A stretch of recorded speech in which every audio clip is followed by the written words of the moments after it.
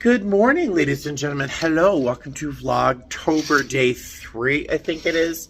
I am feeling very old right now. I am looking very ragged, but I'm not doing an outfit of the day. I'm just wearing a polo shirt and a pair of shorts with my Mephisto walking shoes that I have. The view has improved marginally with daylight, in that it is just, well, we're out in the desert.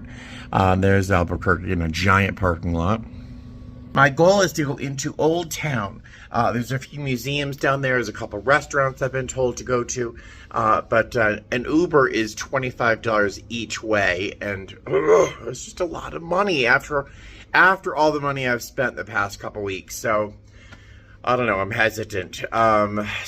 So, I'm going to go downstairs to the front desk and see if they have any directions or suggestions on how to get there more affordably than an Uber. Because it's just a lot of money to go down there and back and then eat or whatever I do down there. So we'll see.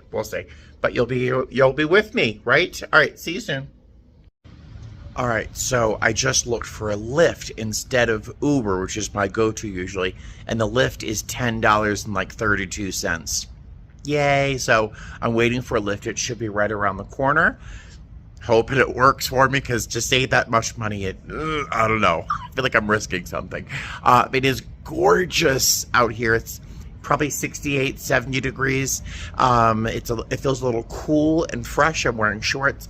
It's supposed to get up to 89. So, but, oh, is this my car? It's my car. So excited. Let's go to Old Town. I'm in Old Town, and I'll tell you, so charming. Every building we've passed, even if it was like a convenience store, was just really cool looking. Yeah, I'm loving Albuquerque already. Apparently I have to go out to Santa Fe. My Uber driver is telling me that's like a super cool place to go sometime. So who knows, maybe on a different layover I'll rent a car. Sculpture Garden. There's a water feature over there. And slate at the museum. Cafe is open. That's good. I have not eaten yet. Let's go inside. I tell you, the driver was so amazing. He was so funny. Oh. Cafe's right there. I might stop first and grab a bite to eat. At the museum, it's already hopeful. Hi there. Hi. I'm at the breakfast cafe, apparently called Slate. And this is a little breakfast corner I'm going to settle myself into with my Diet Coke. I'm getting a breakfast burrito because I'm starving.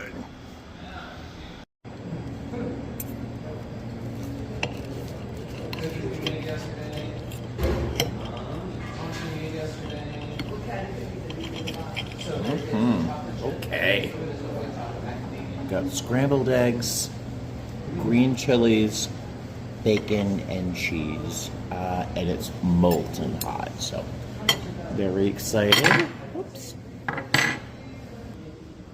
It was so nice. I walked into the cafe and they were wiping down the silverware, which is something you want to see. But look at that. Speaking of something you want to see. Look at that.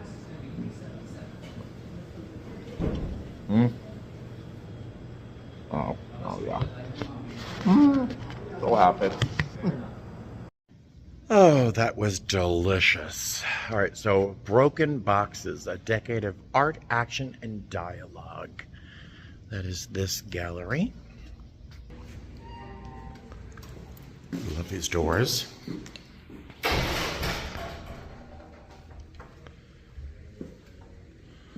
Wowzers.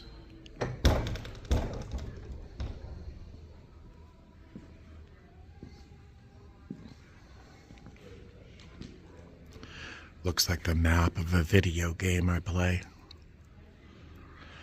Rainbow Ranges of Pleasure. Okay.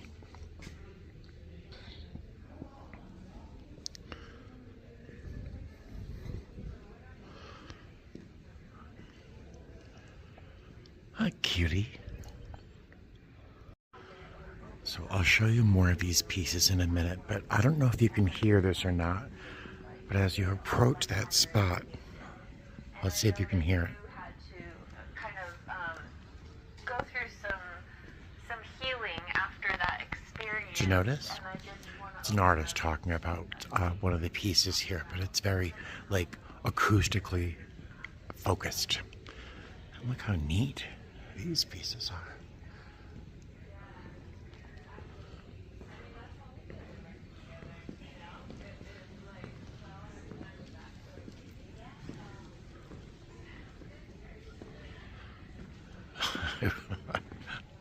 That's fantastic. To exist as you do today. If that was only 7 generations ago, I don't know if you can hear it's this, not too much. but when you are on one of these spots that are illuminated, you can hear an audio recording from an artist who's talking about their pieces. And this gentleman who was just speaking was talking about some of these pieces on the wall here that were reflective of the in Native American culture. I don't know much about it, anything, but the 7 generations in the past and the 7 generations in the future. And if you took a look at time, 7 generations in the past is during the Trail of Tears, when Indians were removed from their homelands, and like craziness, right? Craziness. This is. Good morning, esteemed visitors. If you're interested in a guided tour of Albuquerque's historical town, please ask for details at the information desk in the main lobby. The tour is free. A guided tour. Thank you. Oh, let's go do a guided tour. I love a guided tour.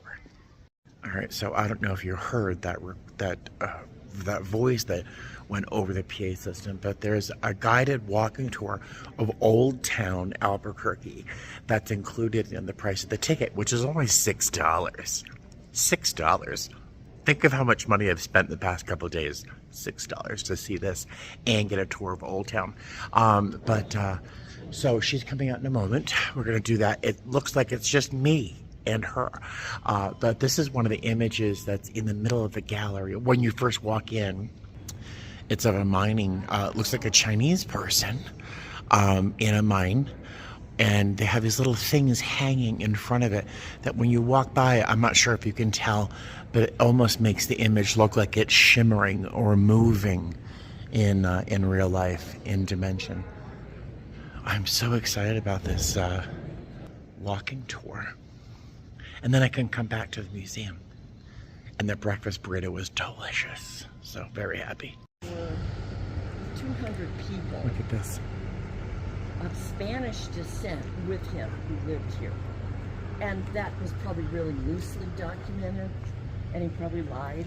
But they do know that there are at least 13 families by name that could be identified, and I'll show you the mural depicting those. There's been ongoing arguments of various intensity over the years about the Spanish and whether or not anybody who came is really Spanish. And many claim that they are 100% descended from Spanish. We're going to walk this way. Relatives. Look at Which is this. hardly true, because when Spain sent the explorers, they didn't take any women. Oh. So Oh. it's very unlikely that Oh, there's that's. anyone who goes all that way back. But of one of those 13 Wow. families, his name was Nick Gutierrez, and it's called Poco a Poco Plaza, which means little by little, because that's how he built it. Yeah. As he got tenants, he'd add more stuff. But it's a really interesting example of how a small, maybe family, what that type of construction is. Oh, this is adobe. This is how the original buildings would have been built. Yeah, but they didn't have chicken wire and concrete. No. Yes, But yes. the adobe was the building material. And when we give kids, this was a home. This was a porch, actually, built by, let's get out this, a guy named Herman Bluer. And he was a farmer The area where the museum is now, the park across the street, was all his farm. And he built this house. I'll show you a picture of it in a minute. It changed dramatically. Later, he sold it to a family, and it was turned into a restaurant. It was called La Hacienda Restaurant. Actually, we're walking from the church because there's something else I want to show you. Oh, look at Mary peeping out from that Well, that's what I was stump. gonna show Oh, neat. This is Our Lady of Guadalupe. And one of those families, a descendant, Bless you. named Perea, came back from the Korean War and he was really grateful that he didn't die. Yeah. So he asked permission to carve Our Lady of Guadalupe into the tree and was granted permission. It's been updated a lot in the last 60 years. However, the tree was on the other side of the church. Oh. And it was struck by lightning, and there was real concern that somebody was going to get killed. Huh. But you didn't want to get rid of the tree. Yeah. So the archdiocese paid someone to dig it up and bury it in concrete. So to pursue, de Vargas asked the king if he could stay here. 1706. And, the family, it's a very common name in New Mexico, and lots of his relatives for many, many years. His family lived here, and the people who worked for him did as well.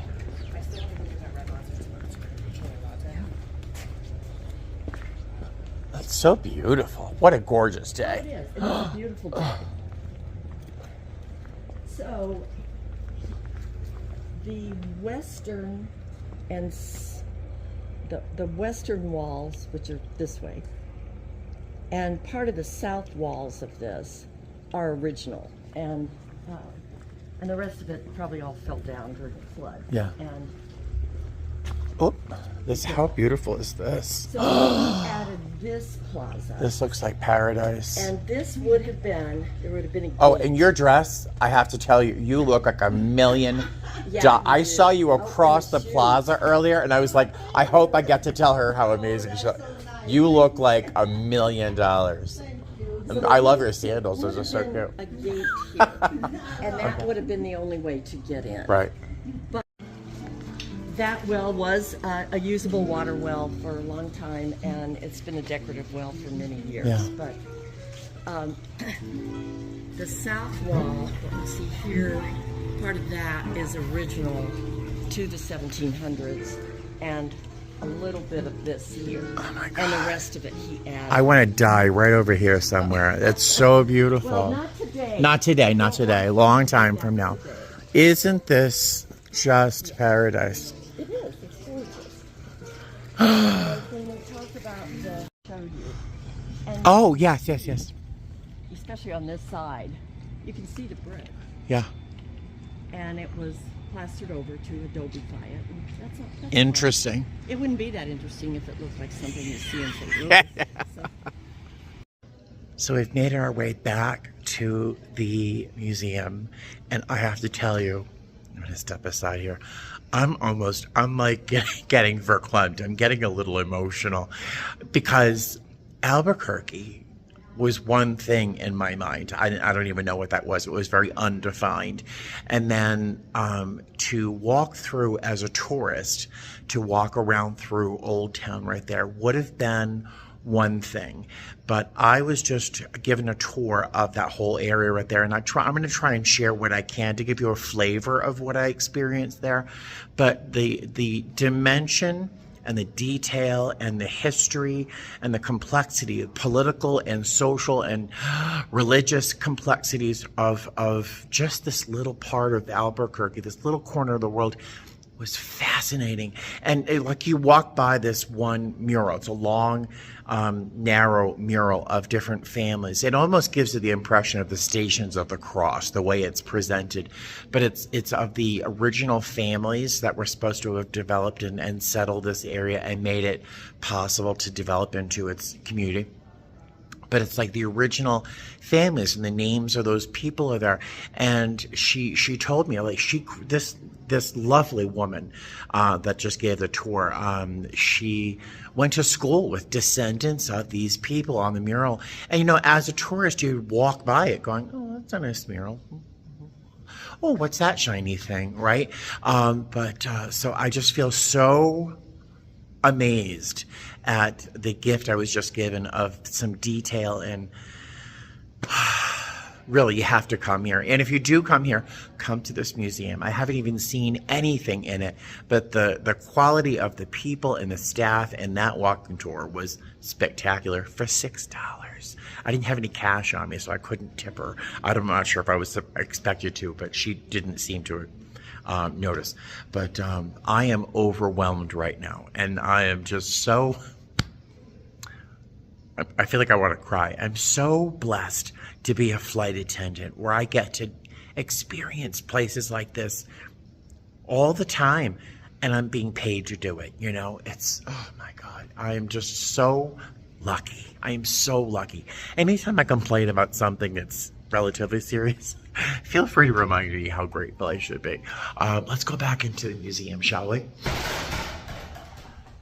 right. Here we are again with the cutie pie. I didn't notice the third eye right there. How cool is that? All right, let's walk through again. It's so neat to have experienced that and to come back into the freshness and the coolness of this controlled environment.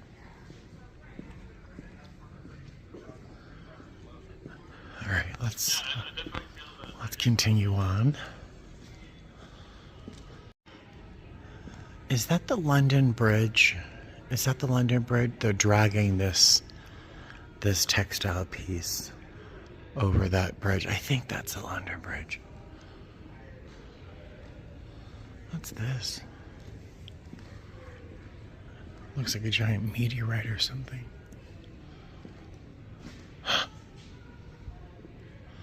What's going on? It's this piece. Oh, look. This was how the artist made this piece. Oh my God, guys, look at this. Look. So, this is a giant lump of clay, and this woman who is naked, you will see intimate elements of her body. She's doing this naked. She's like wrestling with this lump of clay. I'm not going to show you the images that show her bare breasts, only because it's YouTube, and I'm not sure if I'll be whatever, but again, I'm only censoring that because I don't want to be demonetized. But she's fighting this lump of clay, literally climbing on it and punching. Look at her. Look at the elemental passion she has right now, and literally punching the clay. Look at the arms to create this piece, which looks to me like some sort of meteorite that fell out of the sky. And now you can see her handprints and her knuckle prints right there. Is that not the most amazing piece? Tell me you've ever seen anything like this, and then the process in which it was made. Come on, crazy. All right. Look at that. Isn't this beautiful? Oh my God, this is, well, first off, I was thinking poppies out of the Wizard of Oz right here, right? All this color. But I'm not even going to read that thing over there. But as you look at this, if you come through the desert a few days after it's rained, this is what it looks like. The red rock, the sands that are full of iron, or are kind of deeply sort of terracotta red, and then all of this verdant green pops up out of nowhere. This is definitely what it looks like after it rains sometimes in the desert, in particular down by Red Rock. How amazing is that? I'm not even reading this. I don't even know what that says, but that's what I got out of it. I'm just noticing the space around this piece where the floor is not polished or is a different tone. I wonder why. Who looks at the floor in our gallery but me?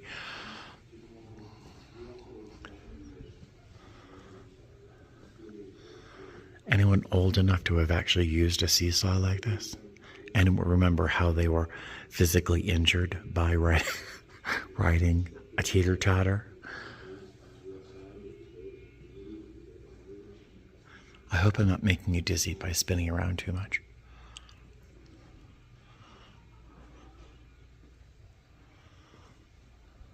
Wow. Emmy Whitehorse. That's beautiful.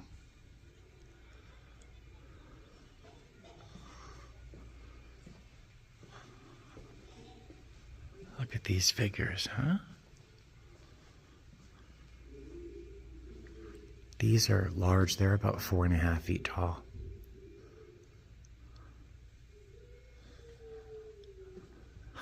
Look at that. This is a pottery boot. And the technique in building it is very, very traditional. The colors and the patterns are very, very traditional, but it's done on a high heel platform boot. I think that's fascinating. That's wonderful. Does anyone recognize this artist? I did, and I was very proud of myself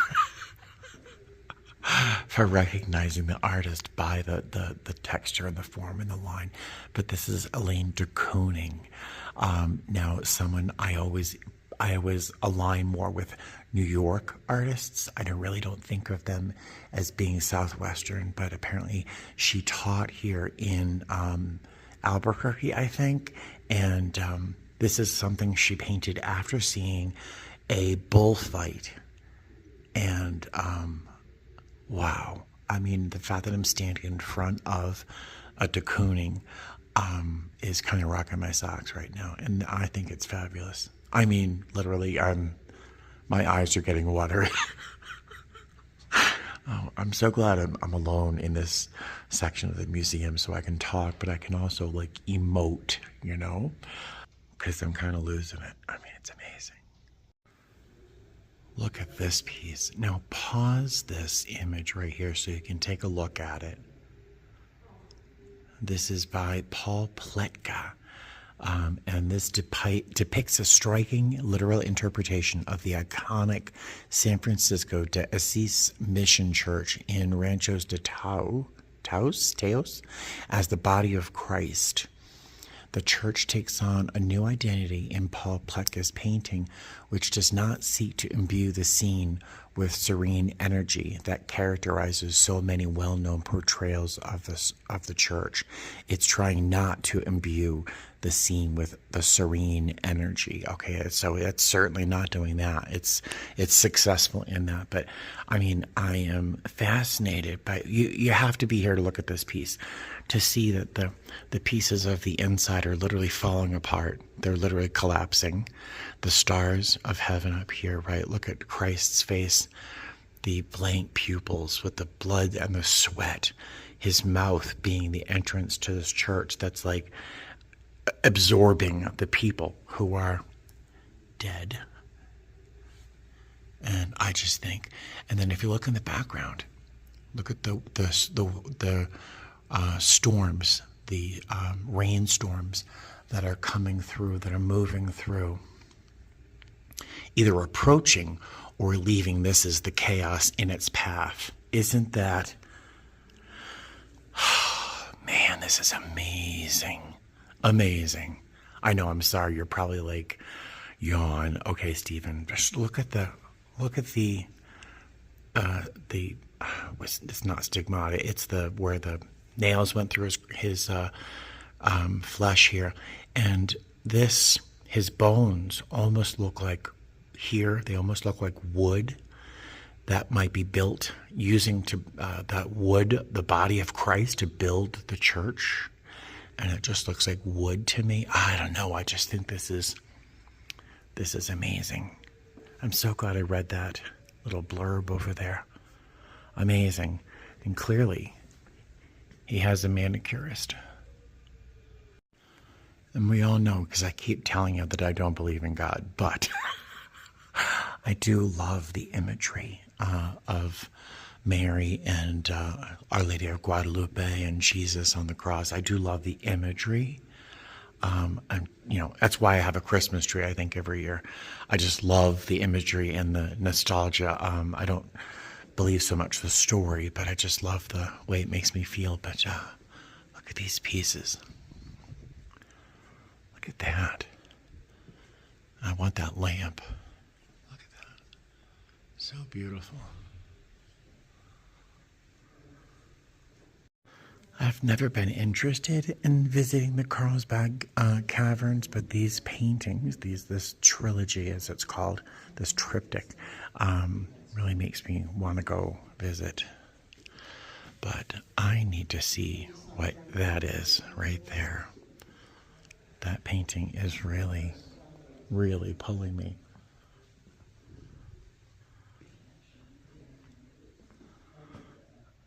That really has my heart. I don't know why it pulls at me. This was painted in 1983. Portrait in white suit. Portrait in white suit is less obvious in the way that it represents native iconography compared to some of the work for which Scholder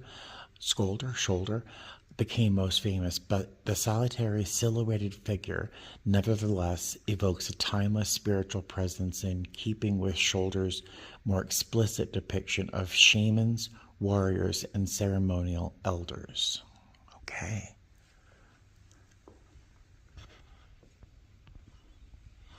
Look at the texture of the paint. Can you see that? Oh. All right, so over here, I just saw this painting on an episode of Rhodes. What is it? Oh my God. That's right, Antiques Roadshow. I just saw this. That was it was highlighted in a reel on Antiques Roadshow. This is a leader of the community wearing his traditional garb and outfit, and this is the next leader that was going to come after him. So he's portrayed with the old in the past and him in the forward and the present, and he's wearing Western wear, like cowboy outfits and stuff like that. So where the older elder, who he is superseding, is wearing the old traditional garb, and he is walking forward into the future, and I'm totally loving his earrings. But this is amazing. And then the fact that I just saw it on TV like yesterday. And did I tell you this museum's freaking $6? Look at this. Wait. Oh, you can't see it. Wild.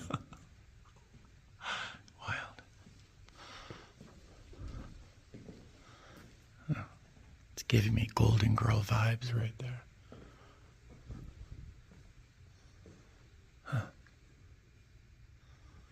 What is that? Oh, this is by Andrew Wyeth.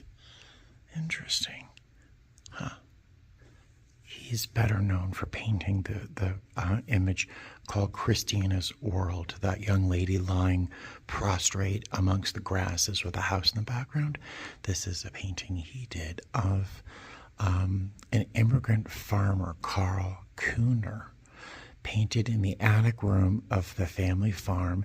It's composed of Carl with an ominously pointed meat hook. That's a meat hook up there. There's a couple of them. Wow. Wow. Wow. You think you know an artist, and then you see something so different. Wow. Wow. I'm like, my brain is sizzling right now. Look at this. Look at that. I'm like, my brain is on overdrive right now. Okay, this exhibit's called Vivarium, exploring the intersections of art, storytelling, and the resilience of the living world.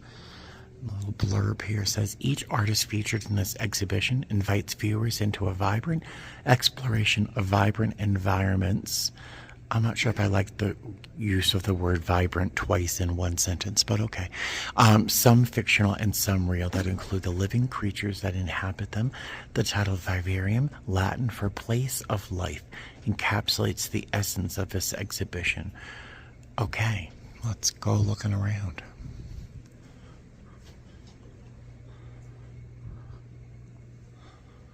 Oh, look, the wild things.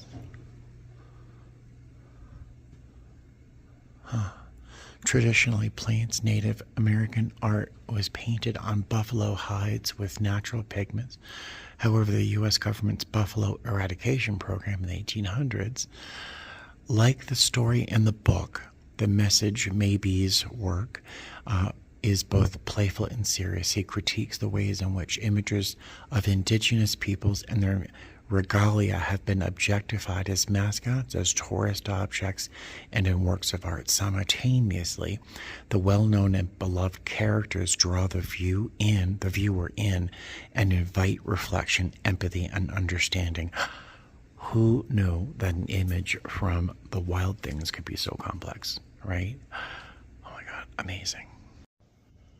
That the uses of the imagery of indigenous people and their regalia as objectified as mascots, tourist objects, and in works of art, simultaneously attracting people to those cultures and giving them a voice, you know? I love art. Bull 1, Matador 0.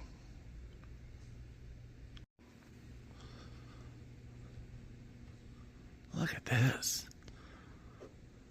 I'm going to read this because I think it must be very interesting. But this tree, this bramble, this thorny thing with the shark and the pufferfish up in the branches, and then the parrot or the macaw or something down amongst its roots, with the leaves just being at the tips of each little branch. I wonder what this means.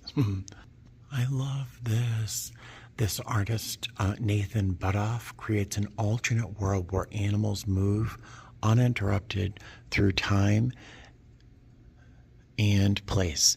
A budding tree with an extensive root system connects a glowing shark, 2 green pufferfish, and a blue macaw. Below, 3 blue squares provide windows into another world reminiscent of both water and sky. Okay. Man. Same artist. I'm sure similar themes. There's just too much to see to read every single little thing here. Did I tell you I'm alone here? Did I tell you I'm alone? What a gift. I have to read this. In the twilight, there is no salvation. Wow. All right, that's pretty scary. So this artist paints primarily coyotes in different images. Oh, I thought that was the Devil's Rock formation from Close Encounters of the Third Kind. But in Navajo Dine stories and mythology, coyotes' action often serve as a form of chaos to find balance. They are complex entities echoing a potent symbol of transgressive power, embodying a duality that both challenges and mirrors human morality.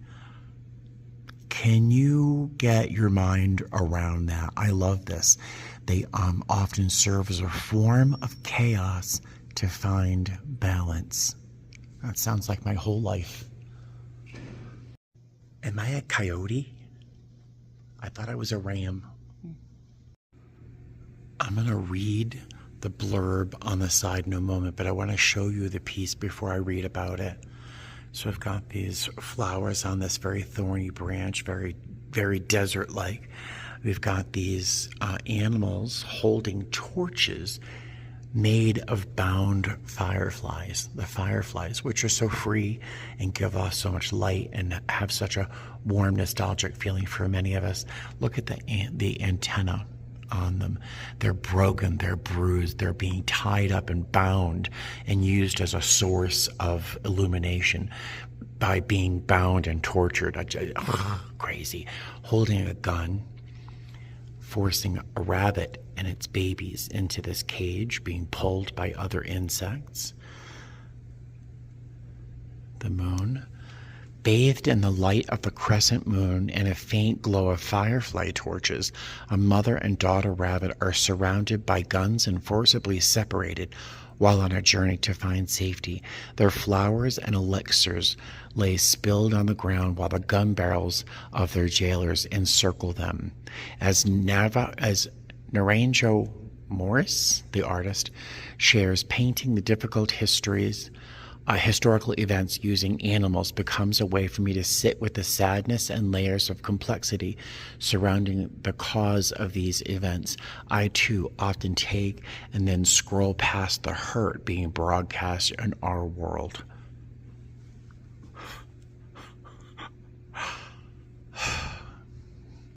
Because so much of the pain and hurt and terror and horror of living in this world, just look at what's happening in the Middle East, and that has been happening for thousands of years, that we just scroll by on our phones to see the next advertisement, you know, and the next thing that our friends saw at a restaurant. Crazy. So let's go into the gift shop, because this museum really knocked my socks off, and I see a good gift shop ahead of me. Hi, how are you?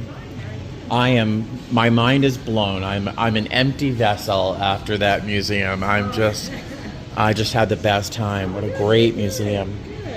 And this looks like a great little shop. Oh, thank you. We're doing some it's oh no, it looks beautiful. Thank you so much. I just used Google Maps to see how long it would take to drive here from home. It would take me about 8.5, 9 hours to drive here. And you'd have to pass through Kingman and Flagstaff and Gallup, all sorts of interesting towns. I wonder if a cruise isn't in my future, but maybe a road trip. Like, I would want to come back here, and I think getting here, driving, visiting these towns rather than flying would be kind of cool. I love driving, but I don't know. That sounds like an idea. What do you think? Doesn't that sound interesting? I mean, it'd be convenient just to fly out here and hang around Flagstaff, but the drive here would be interesting. I don't know. I'm going back the way I came from during that walking tour. This gate that I'm walking through, which is right here, is completely made of solid copper, which kind of blows my mind that it's still here and it hasn't been stolen by somebody. But it was mined from local copper mines. How neat is that? All right, let's walk back through Old Town. I feel like a giant. These little doors are so small. What's this? Are these stores, or I think this is these are the back of restaurants. Okay. I get a spider web right across my face.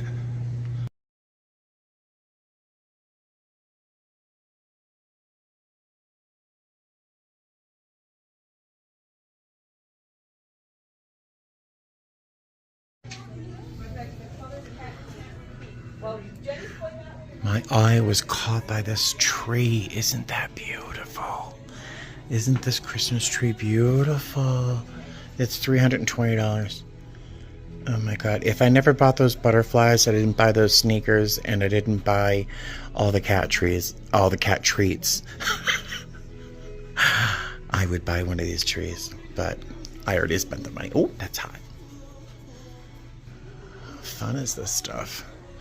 Oh, look at this Talavera cat. Look at him. I don't need him. I don't need him. I don't need him. I'm going to put my hand, take my hand away. Take my hand away. Actually, I'm just going to see how much he is. Oh my God, I love him. It's $75. I'm not going to buy it. Look at his little bum. It's got a little sun right there. Oh. I'm not going to buy him. I'm not going to buy him. I'm not going to buy him. I'm not. Isn't this beautiful? Oh my God, I love his outfit. Just a white t-shirt with the jeans and the hat. Oh my God.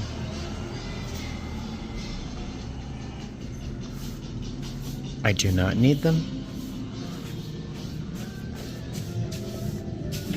Hi there. Oh, hi. I'm sorry to start. Oh, this is such an extraordinary day. It's probably 75, 80 degrees. It's going to be a little warmer later on, but how great is this? Little Ella Fitzgerald playing in the background. Oh, so great. I tell you, this has got to be one of my favorite layovers ever, besides spending time with my friend Marcus. This is just, there's just an ease of breathing just around here. It's so nice. I'm sure not all of Albuquerque is this cute, but this is really nice. This is really nice. I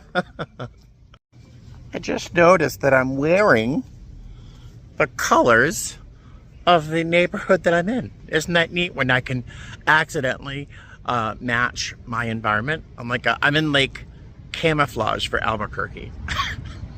So this place here is a winery called Noisy Water Winery and Cellars, and this building also next to it is related historically. Apparently it was a religious order, I can't think, starts with the J, the Jesuits apparently were unhappy with the wine that was being sent from Mexico.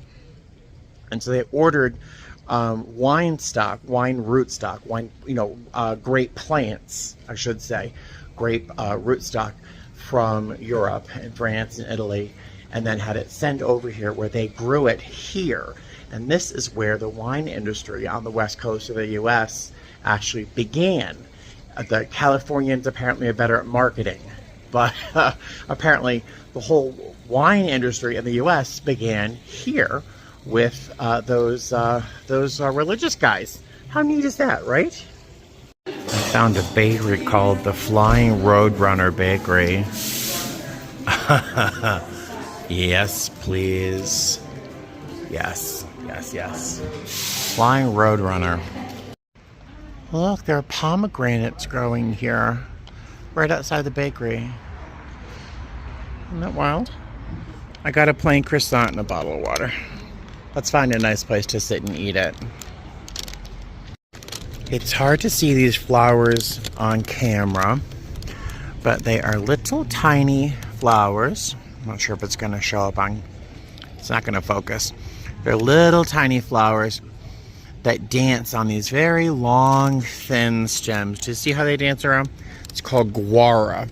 It's my favorite plant of all time. Not just flower, but I just think it's the prettiest. It's hard to see on camera. It's almost, the word I was use is diaphanous. But they're also sometimes called dancing butterflies for reasons you might guess. That's my favorite plant. I haven't seen one outside of my garden years ago in a very long time. It's nice to see it. Nice to meet you, Mr. Guara. I found a nice spot down by the gazebo to enjoy my croissant, which is lovely. It's getting a little busier down here. The average age of the people I see in the plaza here is probably late 60s. So I'm feeling very young and sprightly. Can you see this little dog's tail? Oh, I think that little dog wanted to take a bite at that child. Look at it tear up that little toy. What a cutie. What a cutie. Yeah, that dog just lunged after this little kid. Yeah, that couldn't have been good. Do you remember when I took that road trip out to that thrift shop out in Yuma or something? I don't know where I was, but that little dog bit me through my pant legs. It's the same type of dog. Terrorizing. And people are afraid of pit bulls. You should be afraid of those dogs. This place right here is Church Street Cafe, which is supposed to be one of the oldest buildings or oldest restaurants or oldest something or other. Everyone says to come here. I am full. I had that breakfast burrito earlier, and then I had that croissant just a minute ago. How cool are these little prickly pear? They're purple. That's wild. Let's see what the menu looks like though. Yeah, apparently this was Casa de Ruiz, built in 1706, that would make this the oldest residence in Albuquerque, and now is a cafe. Apparently the food is very good. I am not in the least bit hungry, so I'm not going to be eating anything, but the prices look good. And it's $16 for the and burritos. I don't know, sandwiches. But Alright, sounds good. You're welcome. It's full. all right. Yeah. Well, they want There you inside. go. ¿Sí me miras? Yeah. Hey, well, I feel better that I went, I saw, and I left. I'm going to take a little bit more of a walk around and then contemplate actually going back to the hotel, because it is 1:40 in the afternoon. I've got to wake up, sometime like 3 o'clock in the morning, so something like that. So I'm going to get to bed early, but I'm going to walk around, poke at some of these stores, and resist buying something. Oh, but I do want to walk by those jewelry makers, the artisans that were around the corner, just to see, just to touch, just to look. Probably not buy anything. Probably not buy anything. There must be some sort of vintage car show. That's a really vintage Impala. I don't know the year, but look at this. Isn't that cool?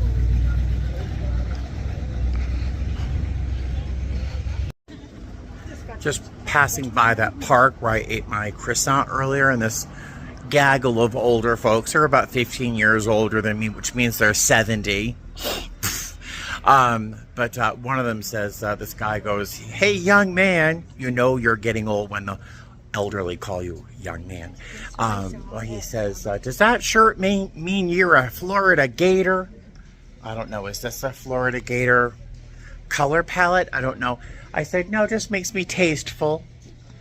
And there was a laugh, but it was an uncertain laugh. That's okay. I had to come back to this little courtyard here. It was so beautiful. There used to be a very real well here, which is now just a decorative water feature. But earlier, there were birds lighting in. Oh, there's one on top of it now. There were birds that were lighting and standing on the edge of the inside of this pail, drinking water and flying off. I just thought it was so sweet. There's little bird feeders over there. Oh, this is so cute. I wish I had eaten my croissant right there. What do you think? It's $140. I don't think so. I like it. I would love like a cowboy hat, but they're so expensive for a good one, you know. I don't want a cheap one. I'll find one day at Goodwill, I'm sure. Alright, where now? Oh. Just popped into a store to look at some turquoise jewelry, which is gorgeous. But these pieces are like $1,000. So that's a hard no, right? But so beautiful. Look at that squash blossom. So beautiful. This whole store is gorgeous. Very expensive. It's a cute shop and they've got really nice things, but the salesperson just made me want to throw up in my mouth. This young lady coming up behind me, apparently she's a regular customer here, and the salesperson goes, oh, it's you. are you always so pretty when you come in here? You're always there. And he went on, and honestly, it was so male patronizing that I almost threw up in my mouth. It was so, it just, pandering. I don't know. Who doesn't want to be pretty? But he was just so oily about it, you know? Just gross. I don't know what I'm doing in here. It's like a regular tourist show. I'm tired. I've been walking around for hours now, and it feels like I've been here for a week. Oh, I think I found my souvenir for Albuquerque. No? Yeah, you're probably right. So yeah, I'm gonna head back to the hotel, I think. I have felt like I really have had a great taste of Old Town right down here. But I'm gonna go back to the hotel room, plug in some soup in my Sabbath heat that one of you guys sent me. I'm so grateful for that. And then maybe play some video games for a little while, and then get into bed nice and early because I have to wake up super early tomorrow. So I will see you probably back at the hotel room. Look at my bald head. Oh, that's awful. So I should have checked my room key to see if it was working before I got all the way to the 12th floor, but thankfully the elevator is fast and my key is now working, I hope. You can do a little plane watching from the room. We're really close to the airport, so you can watch planes come in from wherever that is over there. It seems I took my Sabbath heat out of my suitcase at some point. It's in my car, so I'll just have to use that little microwave to heat up some soup later on for dinner. But I am going to crash and end this video because I am wiped out with all my walking around and all of my cerebral exercises that have happened today. So I'm going to thank you for joining me on this Vlogtober day. I doubt anything else interesting is going to happen between now and bedtime. So I will see you tomorrow. All right. Have a great night. Fly safe. Bye. I lied. I just turned the TV on, and my favorite movie of all time, John Carpenter's The Thing, is on TV. And this is actually one of the most dramatic moments. Nobody trusts anybody else. Everyone thinks the other guy is an alien, and then this happens. Oh, wait for it. Oh, this is it. Oh, wait. Oh. Oh, no, God. Oh, my God, that's awful. Oh. This is when the head of the guy grows legs and eyeballs. Oh. Oh, on that note, I will see you tomorrow. Bye, fly safe. Oh my God, it's like a giant spider.